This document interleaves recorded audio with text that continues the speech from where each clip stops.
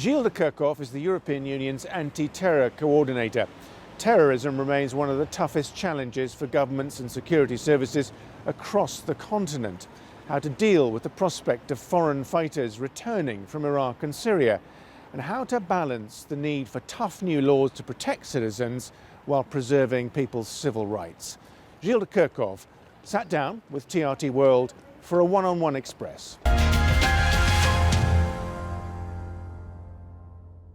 I'd like to start first with some of the more lurid headlines we've been reading in Europe and elsewhere about the collapse of Daesh and ISIS in Syria and Iraq, and the fears many have in Europe about the flood of returning volunteers coming back to European countries. Do you share that fear? No. Our security services do not expect a massive return, a flow of returnees. We believe many of them have been killed or in the process of being killed in Syria and Iraq. It's a war, an ugly war, and it's not. It's something that they had to expect. And those who manage to escape might either go to another hotspot, Afghanistan or Libya or Southeast Asia, or wait for some time. And so it's more a trickle than a massive flow, we believe, because they are much more dangerous than I would say the average would-be jihadists, because military trained and highly radicalized.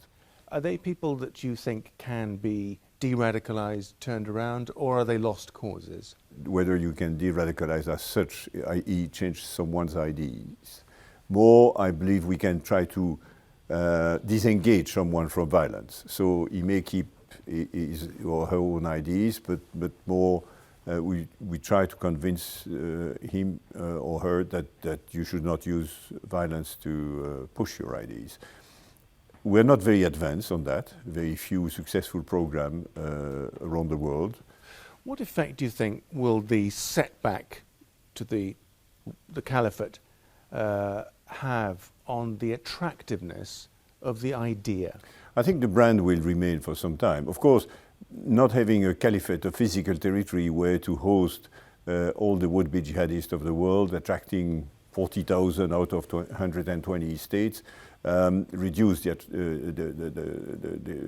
capability of the organization, the money they could collect by extortion, and just the capacity to organize and mount attack abroad, because they had a planning unit in Raqqa and so on. It's no longer possible. So this will reduce their dangerousness to a certain extent. But of course, the ideology is out of the bottle. They still have a virtual caliphate. And we, of course, work a lot with the internet company to reduce availability of unlawful content. But still, it's around. It remains the case there is a lot of material out there, and it does seem to be connecting with people, because we're having an increase in the numbers, it seems, of these lone, on the spur of the moment kind of attackers. They're very difficult to police, aren't they? The bulk of the recent attack were by lone actors, inspired, and the internet is one way to inspire them a lot. Of course, you will not prevent someone who just watch movies or YouTube on YouTube and then takes a knife in the kitchen and goes in the street and kills the first person working.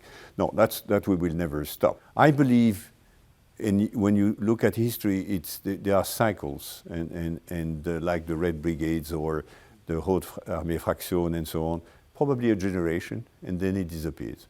And the same in this case, another generation? Most likely, yeah. 10, 20 years? It will last for some time, yes.